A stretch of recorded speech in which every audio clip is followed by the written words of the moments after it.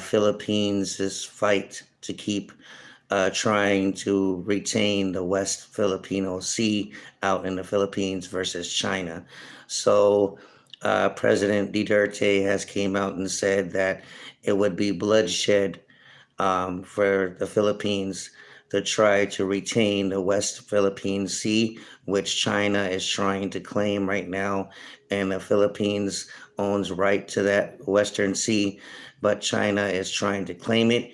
And President Duterte has ordered a gag order that nobody is to talk about the Western Filipino Sea at all, and issued a statement saying this is my law that nobody is to talk about the Western Filipino Sea or anything. So, um, you know, Duterte has contradicted himself a lot.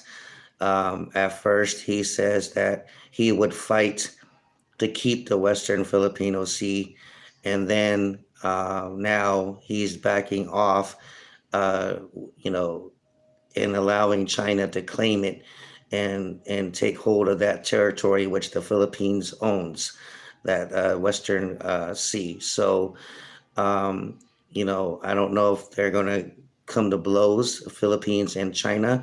I hope not. But, like I said, Duterte, he contradicts himself a lot. First he says he will fight with China, and then he praises China for their vaccine that they administered to the Philippines and stuff like that. Now, this new gag order that he put into law just shows the kind of dictatorship that he is creating in the Philippines.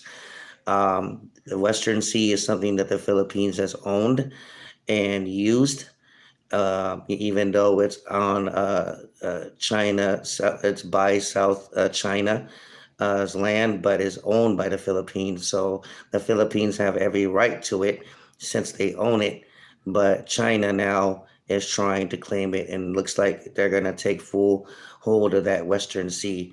Now, will this start a war?